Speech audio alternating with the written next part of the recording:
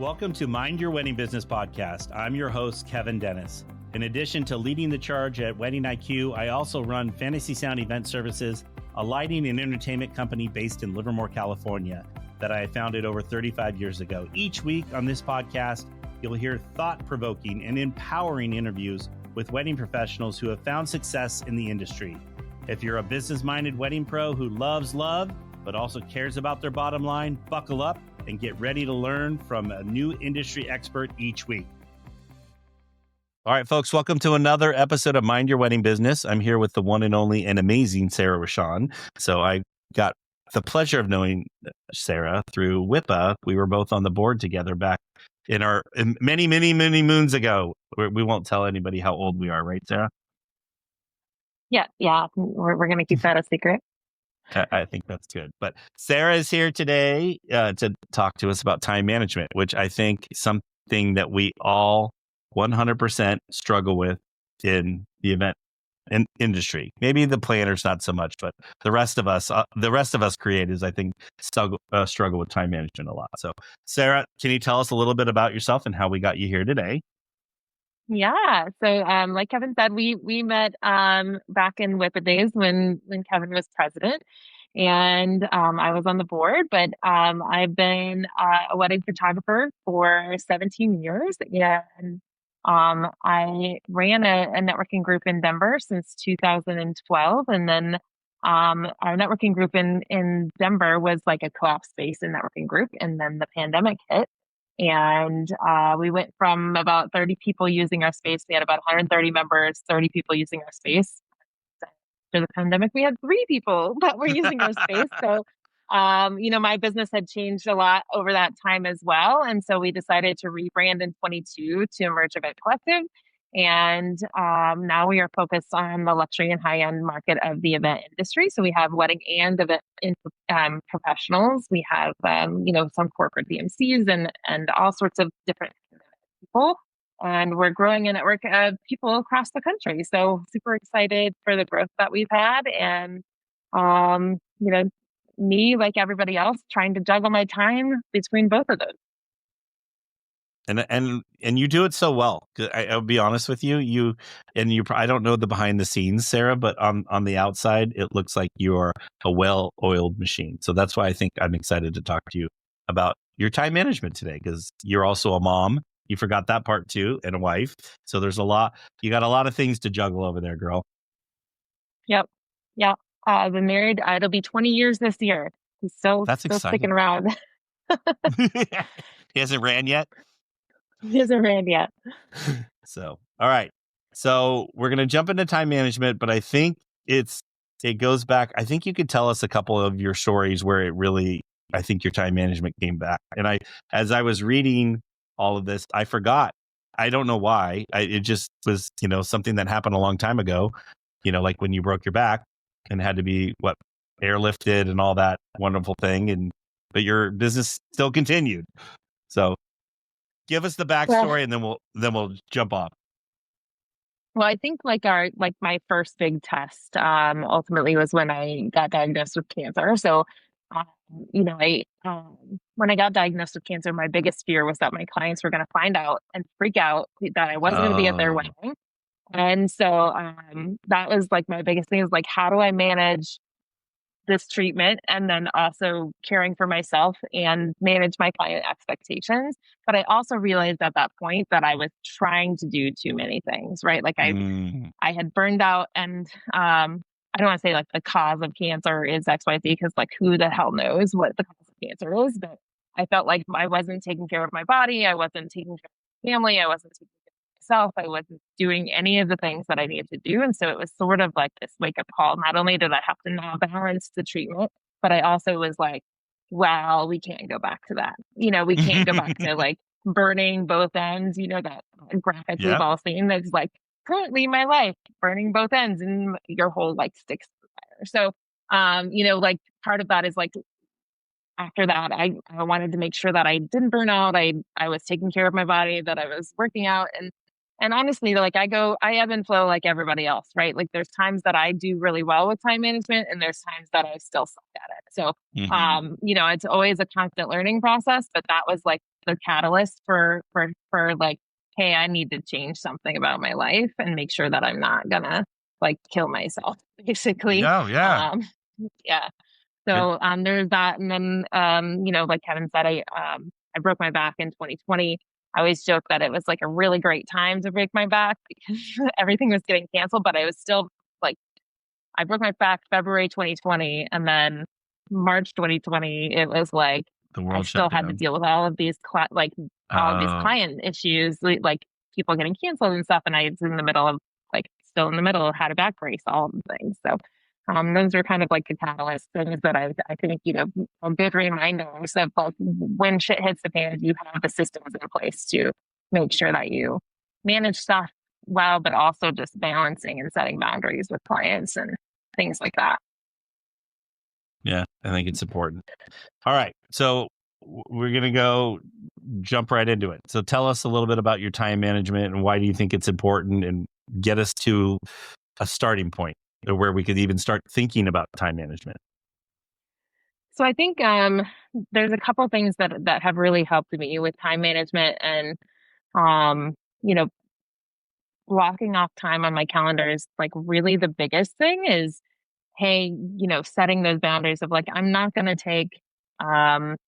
I'm not going to take any appointments on Mondays. I'm not going to take any appointments after a certain time on days, like making sure that if you're setting time aside for clients, which we all know in the event industry, especially in the wedding industry, like people are home on the afternoons and evenings and on the weekends, and making sure that they don't take up all of that time with my family. And then I make sure and start my calendar a little bit later in the day so I can still get a workout. And ideally, the times that I fail generally are when I'm traveling. But if I'm at home and in my routine, then at least I have that time blocked off and I can make sure that I'm taking care of myself.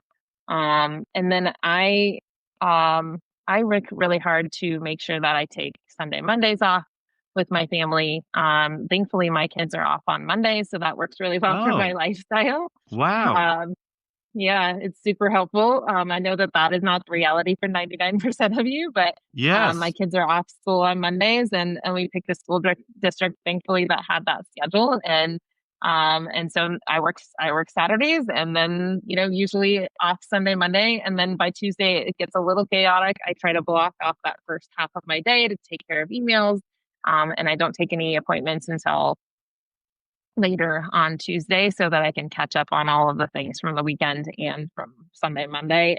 There are occasions where I will pop in and I'll do emails. I try to schedule them so that they go out Tuesday morning. So if you guys have an email scheduler, that's always really helpful, um, Mm. because then your clients don't expect you to respond on a Saturday, Sunday, Monday. Do you And use the Gmail suite for that? Because a lot of people I know. I actually use Apple now. Like Apple Mail has it, Okay. but I used to use Gmail. I don't know. For some Okay. reason, I like the interface of Apple better. But I know I'm the like only one left in my office that still uses the Apple Mail. Everyone has switched to just using the Gmail, because even though we have like Kevin at Winning IQ, Kevin at Fantasy Sound, it's all powered by Gmail. So anyway, yeah, but no, I'm with yeah, you. but I don't know. For scheduling some reason, is key. I visually like the system here, and I love the Apple Mail that like lets me like reschedule or remind now, which like all the updates have now caught up to Google, thankfully. Yeah, it really has. But back when it didn't, I would also schedule emails. My CRM also has the ability to schedule emails, which is nice. What CRM are you using? Just because someone's going to ask in the notes. Oh, remember when we were talking about how old we were? Yeah, your I CRM still is use old. Shoot. My CRM is very old. It's called Shoot Q, and it's Oh like yeah, literally okay. from like I'm like an OG at this point. So yeah, you still use Shoot Q, and it works great for us. And we put all of our workflow into it. So for photo stuff, we everything from like client welcome emails to like any sort of little thing has that in there, but it also takes care of our invoicing and contracts and all the things. And we haven't really found a reason to leave. So that's what we use, and I'm sticking to it. No, I don't think I'll be honest with you. If it works for you, why switch, right? Yeah. It's just like if you have a system that works for you, you need to use it. It always makes me laugh when people are constantly running to the next new shiny object. So, Yep. yeah. I think the other thing in terms of time management is really just making sure that you have automations, that you have processes down. Um, my good friend Dana Codwell, which I think you know her as well. She says if you have to do the same thing more than 2 or 3 times, then you need to write a process for it, or write an automation or an SOP for it. And so, trying to make sure that you have a lot of processes and workflow processes, and so you have to answer less questions. So you have emails that go out to your clients, so that you don't have to spend that time answering an email because they're going to ask you when your images are coming due. You've already sent an email and tried to prep them for it. We send out a welcome email that explains the whole process, and then we send them reminders up until their wedding date. A lot of that upfront work ultimately has saved us on the back end and saves us a lot of time. And people often ask me, like, how are you doing it all? Like, I don't even know how you do it all. And I'm like, well, first of all, I have a lot of help. I outsource a lot of things.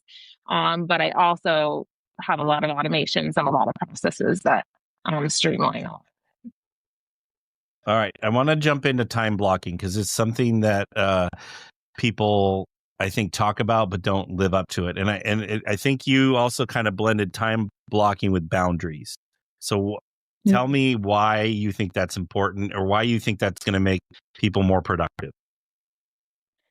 I think people forget that, like, switching tasks, ultimately you lose time in doing that, but also setting boundaries with clients, I think is one of the harder things that people have a harder time doing in our industry, right?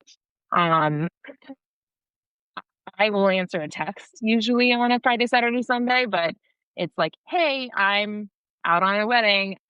Can you email me this and I'll answer you Tuesday when I'm back in office? Like, we Mm-hmm. try really hard to make it from the beginning in that welcome email, like, hey, we're usually out Friday, Saturdays at weddings during wedding season, and we take Sunday, Mondays off with our family. If you have questions during that day, it's going to take us longer. So we're like setting up the pretense for that, and setting up that Yeah. boundary from the very beginning, so that hopefully there's less questions when we go, hey, just a reminder, we're off Sunday, Monday, we'll get to you on Tuesday. If it's urgent, shoot me a text or something, but like 99% of what we do is not urgent, right? Like, at the end of the day, it's not an emergency unless it's like the week of their wedding and something happens. It's not an emergency, and it's um still within our processes. We want to be responsive and deliver a really high quality of service Mm-hmm. without breaking our boundaries and having people calling and texting us like all hours of the night. So Now, was that hard for you to do when you initially did that, or did you feel like clients would not be receptive to it, or? no, I think I've always been pretty good about like setting that boundary once I did it. Mm-hmm. And figured out that it actually like allows you a lot of freedom. I like literally today's Tuesday, right? I just went skiing with my family yesterday and the day before, and I did answer a couple emails that evening. But in general, like everything else that went out this morning, I scheduled the week before so that I wouldn't have to stress over the weekend, right? Like, so it's some of it's planning, some of it's time blocking, like, hey, on Tuesday, I'm going to do an hour for social media. I'm going to do 3 hours for editing and processing. On Wednesday, I'm going to work work on my emerge stuff. And there's certainly like, I get so many emails a day. I don't know. People like want to die how many emails I get a day, but sometimes it's just like, hey, that email can wait, and I just like set a reminder and send it back to myself when it's time blocked for me to do it, Mm-hmm. so I don't feel so overwhelmed too. Oh, I love that, because then that it probably is kind of like releases the pressure of knowing that it's in your inbox, or that burning. I don't know. It took, so we kind of did something similar. So we don't meet with clients on Monday or Tuesdays. We'll meet with them Monday through, and we have a couple of our staff that will meet with people on Saturdays, but they're the ones that don't actually work events. But to get to that point was, so I was afraid are people not going to like us? Or people, are they going to go to the other company? But I found it was very rewarding because people really respect the boundaries because they want us fresh. They want us at our best on wedding day, so, or they don't want us responding to emails or text messages to another client while we're working for them. And I think that, Right. yeah, and because I got questioned by a bride one time. Well, what if I need to get a hold of you on Saturday? I go, well, what if I'm working your wedding day? And I kind of turned it back on her, and then she understood, and Right. made it feel better for her. So Yeah. I mean, we all want our clients to feel like they're the only ones, but they have to know that also they're not the only ones at some point. Like they have to know that we're working on what we're working on, and um yeah, I really like the like I know that in Google has the boomerang. Like I get really overwhelmed very easily with my inbox. There's like always 1,000 things to do in there, so I use that reminder. Like the follow up thing is really great now that Apple has that, but like boomerang is really great in Gmail for like, hey, I it's gonna take me 10 minutes right now, but realistically, I need to get all of the urgent stuff out of my inbox for the hour, and then everything else is time blocked into like, okay, on Wednesday we're working on emerge stuff and emerge emails and catching up on that stuff. And on Tuesday, I'm going to be editing so that my clients aren't disappointed because I'm working on emerge stuff instead of editing their wedding. So, it's boundaries with yourself too, right? Like you're your own best keeper of your boundaries, and you can work until midnight if you want to, or you can work until 5 and then shut the computer off, and then there's always that like that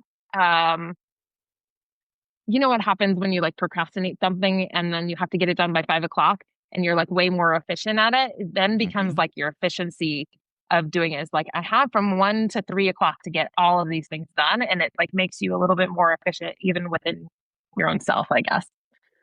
So what happens? Okay, so you said 1 to 3. So we get to 3 and not everything's done. What does Sarah do?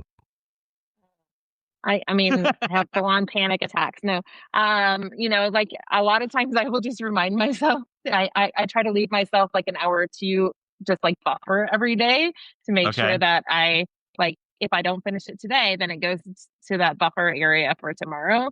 And Oh, I like I the kind buffer. of yeah, it's like instead of time blocking yourself, let's say you're going to work an 8 hour day. To be fair, Yeah. I rarely work an 8 hour day, but I usually work longer because I try to work 4 hours, 4 days instead of 5.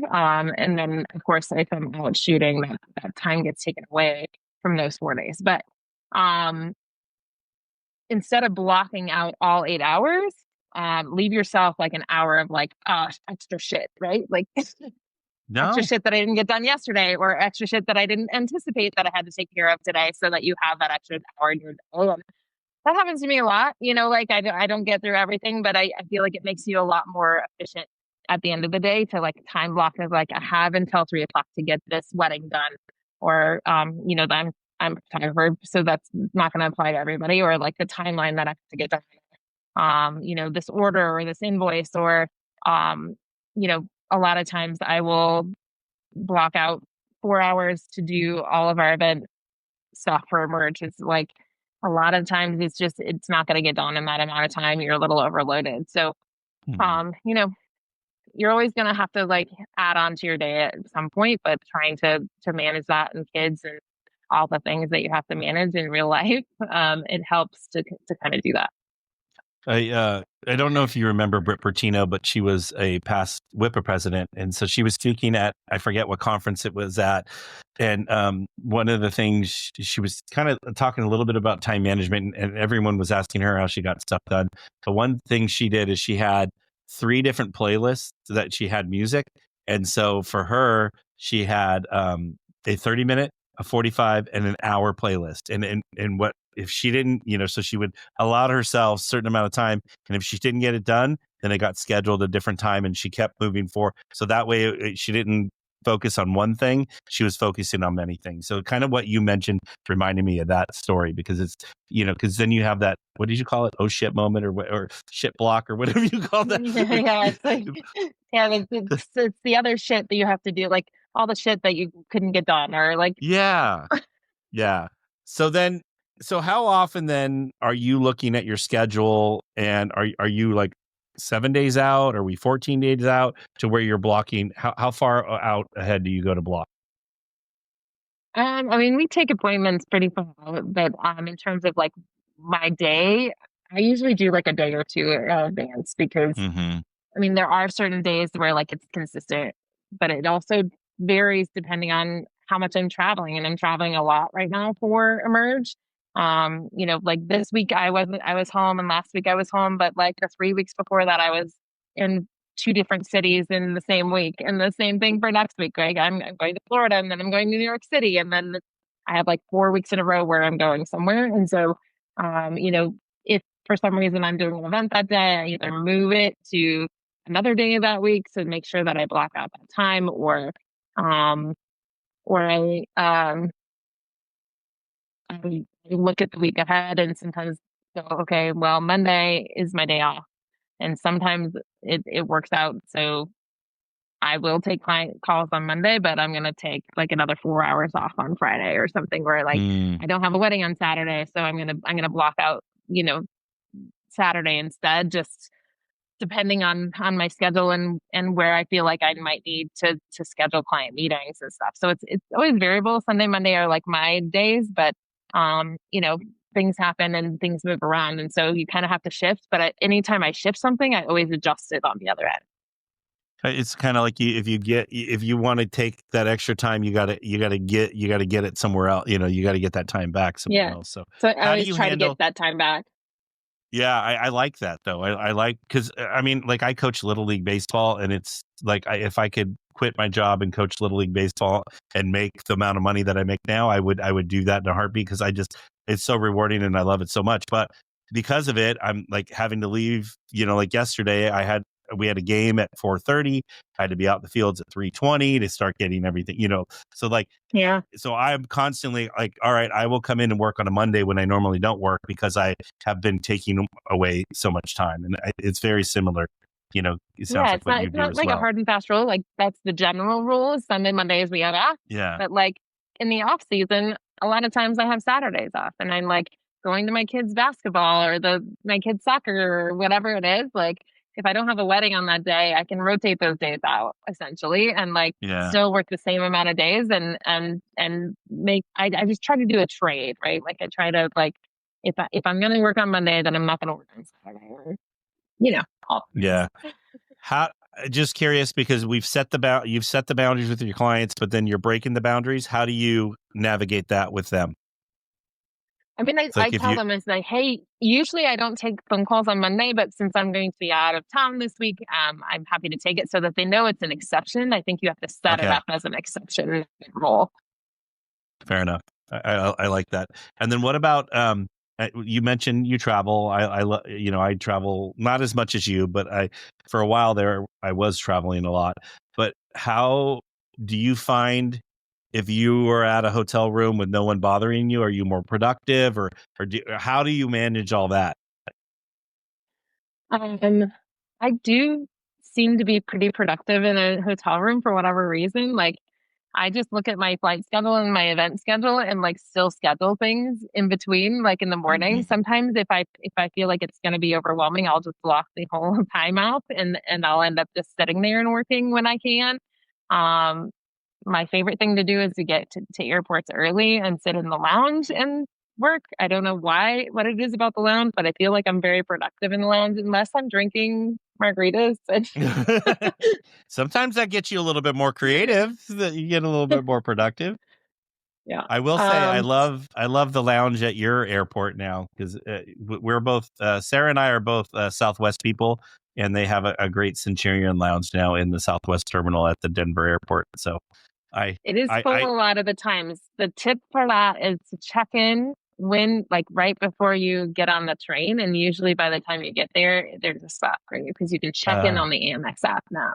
I did not know that. Thank you, because I saw it was full for the first time, and it was on my layover on my way to Be Sage, and I had like a Mhm. 3-hour layover in Denver, and I was like, "Oh, I'm gonna go hang out at Centurion Lounge, and I'll get a bunch of work done because the Wi-Fi is good, and it's comfortable and quiet in there." And anyway, I was not successful.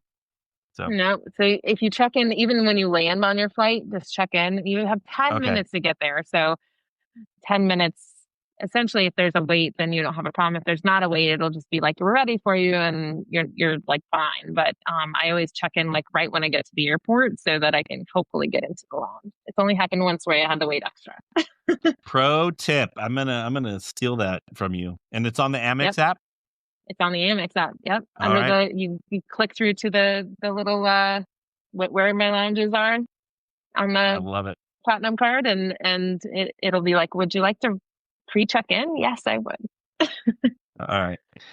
Love it. Pro tip from Sarah, who travels a lot. And we'll have to, when we finish wrap up the app, we'll have to talk about the changes that are happening with Southwest, because everyone is like blowing me up about it. Losing their minds. Yep, they're Yeah, losing their minds. losing their minds.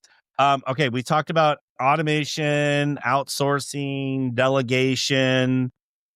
How do we navigate it? How have you used it in your business? You mentioned a little bit of it, and especially the outsourcing, because like I have a couple VAs that work for me. Um, do you have any VAs that work for you as well? I have a husband that works for me. Oh, even better. That's He kind of is my assistant. I literally will just forward him emails and make him do a bunch of stuff, but also we have an editor that we contract out, and they're mm, actually in the Philippines, which is great because I can send him an a gallery, and then usually by the time I wake up the next day, it's done. oh, that's Um, amazing. so our turnaround times are hopefully a little bit shorter than most people because and then it's me setting aside time to go through the gallery because I always double check everything and make sure that everything is there. But that has saved me a lot of time. I definitely outsource all of my bookkeeping and all of my financial. I have a CPA on retainer. Essentially, I pay them a monthly fee and they do all my bookkeeping, sales tax, all of that stuff. I personally don't know why any event professional, unless you really love it, should be doing any of those things. It's just like your time can be used. Like even if you like doing it, I feel like your time can be better used doing other things. Building Um, your business and growing. Yeah, yeah, that's why we're all here. Yep. I still do quite a bit of like my social media. I feel like it deserves my voice, although I will say I'm a little bit better at the Emerge social media right now than my own social media. I'm terrible at getting on camera and talking to people and putting myself out on my social. I'm trying to be better about that. Um, I book all my flights and all my travel because I like to know where I'm staying and I like to look at pictures and make sure that I'm going to be comfortable. What else do I need to work on? Like I feel like I outsource a lot, but maybe it's not as much as I'm always looking for other ways to outsource stuff or delegate it. Um, Hmm.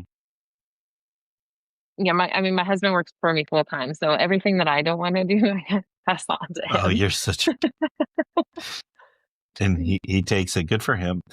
So Yeah. did it take you a while to find an editor to edit like your look and feel like was there a little, because I feel Yeah, like I mean, that's I a lot used to an editing.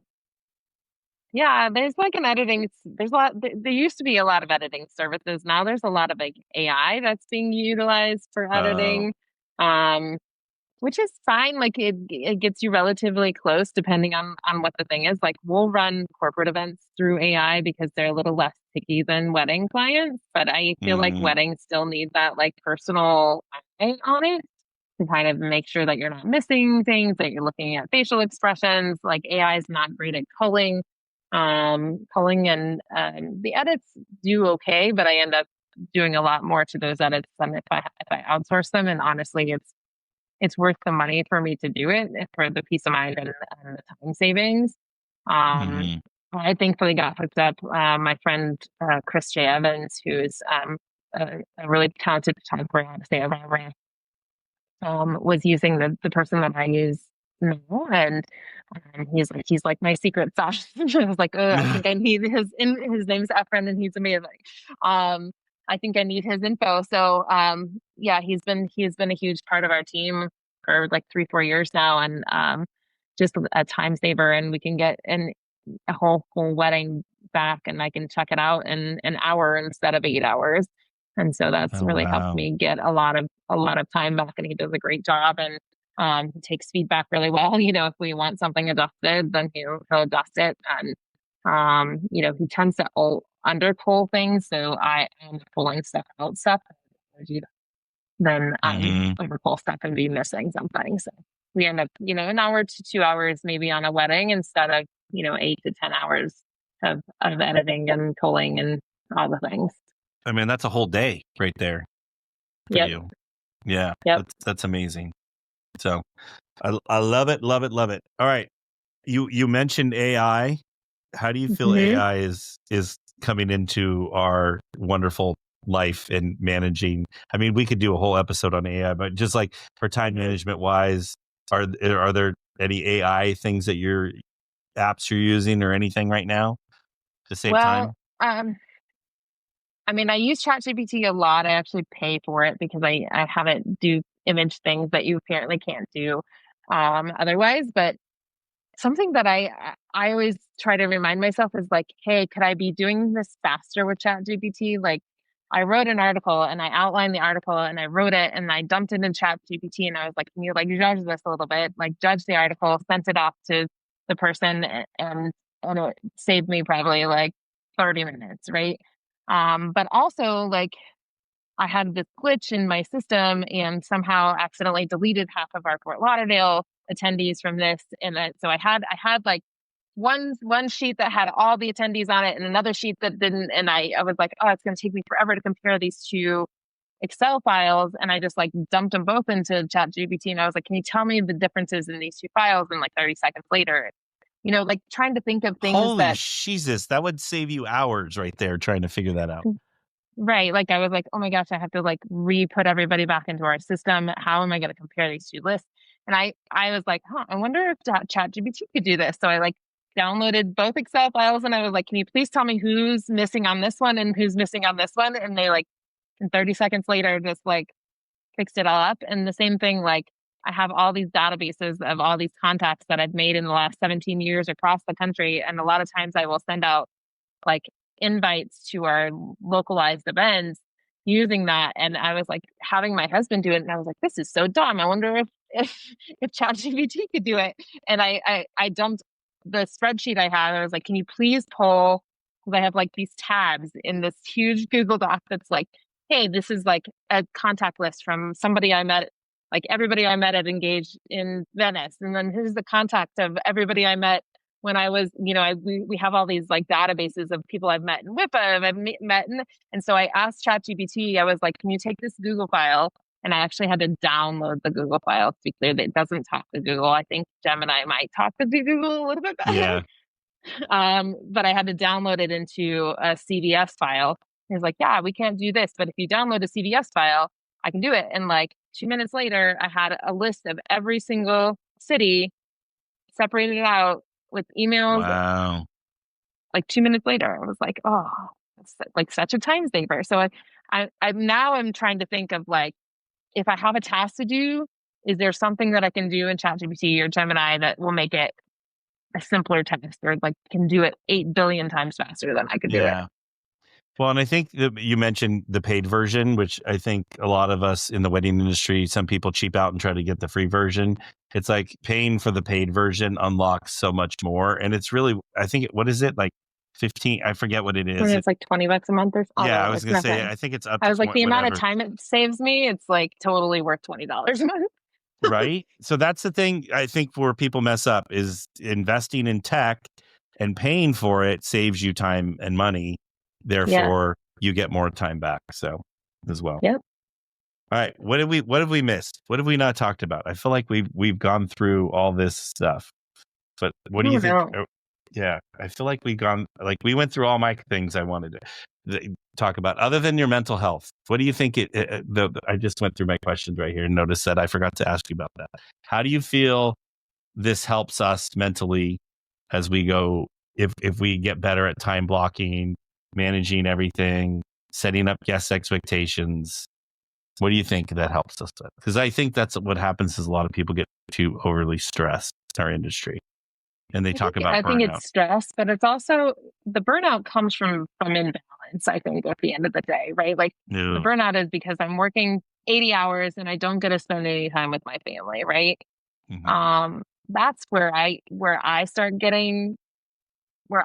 seeing myself and my mental health deteriorating, and my family feels it, right? At the end of the day, it's like I get the mom guilt because I'm not playing with my kid outside, and instead I'm sitting at my computer, or um I've missed 3 soccer games in a row. Like, that's what kills Mhm. me as a wedding professional. That's what, like, makes my heart hurt is, like, "Hey, I scheduled these weddings a year ago, and now I have my kid's soccer schedule, and the amount of times that I've missed a basketball game or I've missed a soccer game," or, I think that's really the hardest part for me about this industry. Like, I my kiddo went to playoffs and they didn't tell us when playoffs were until the week before, and I missed both of his playoff games. It's like, oh, like dagger to the heart. I can't, like, It as a really mom, you is. just It feel really is. so bad, Yeah. and you're You go talking to your from kid, being but you're in the this, middle of an event.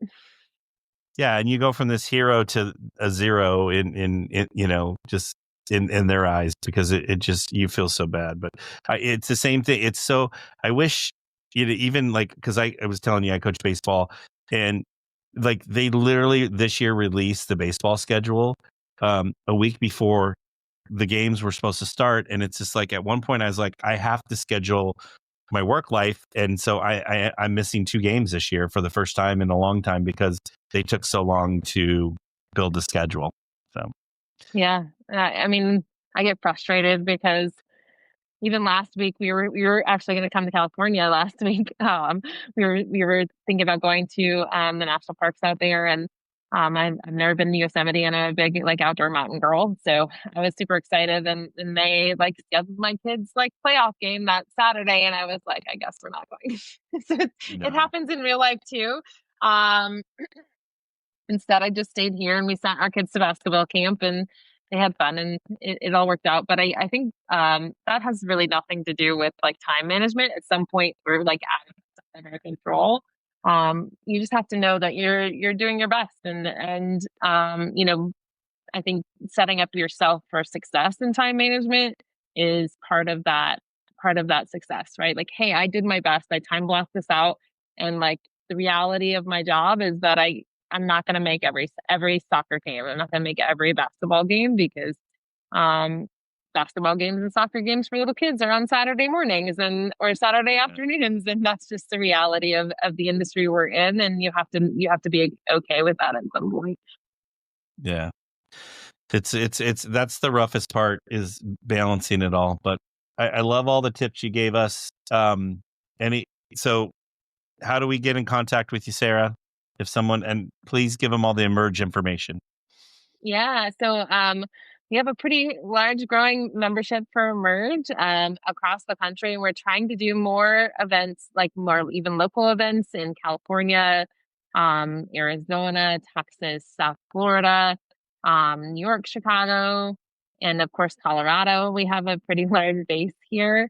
Our next big retreat, so we have about 5 to 6 retreats a year that are 3 day kind of, they're like mini conferences, and our Hmm. next one is in Houston, April 28th through the 30th, and they're incredible and really kind of focused on connection. So that's our next one. And then in June, our Steamboat one is actually almost sold out. So we Oh, haven't that's actually exciting. released tickets for it yet. But June 16th through the 18th will be in Steamboat, and then New York City the end of August, and then Snowmass in October. So we have those Mhm. big events going, and then we have twice a month, we have online events that are geared at action. So I say they're not webinars, they're geared at having conversations around your business and connecting with other event professionals across the country. And then we have hyper local events that are either dinners or activities and dinners, and they're really experience based. So our focus is on connection, even over education, though we do have some education. it's really focused on connecting each other in an authentic and personal way. And you can find more about that at emergeeventcollective.com. And then I'm Sarah Roshan, and my photo business is sarahshan.com. And we will have all Sarah's information and how to get in contact with her in the show notes, and we'll put it out there in the email blast that we send out as well. So everyone will be able to get in touch with Sarah, hopefully go to an Emerge event. I did sit, you mentioned Dana Cadwell earlier, and I did sit next to her on one of the days. It was assigned seating, and luckily we got assigned to sit next to each other, but she's very excited to come to your Houston collective that you're doing down there. Yeah, she got her ticket today. Yeah. I was like, "Yay, Dana's coming!" Yeah, so she it's was gonna be talking really about good. it. I hope people. I mean, we have like 75 people signed up right now, but hoping to sell it to 150 people. So, wow, that's exciting. Good for you, Sarah. Yeah. All right. Yeah. So I always like to ask everyone what's their favorite app that they're using right now, and it could be rando, it could be personal, it could be whatever you want. So what's your favorite app that you got going on? So I just downloaded this app called Beat, BEAT, and it's an app that helps you put together reels. And I don't know about the rest of you, but it takes me forever to put a reel together. If you're a social media person, I'm terrible at it. And so it like times everything to the music. And you can use templates too. Those work pretty good as well. But I just downloaded that, and they have some really cool like features and things to put together reels. So that's the newest app that I use. My app is also one of my favorites. So Emerge has its own. Does it really? I didn't even know that. Yeah, it's pretty cool. It's only for our members, but it has member directory in there. It has all of our upcoming events in there. We can push notifications so we can send our members, notices and text messages and things in the app, which is nice. You get notified when we send out a newsletter. So that's always great. What other apps do I use? I don't know.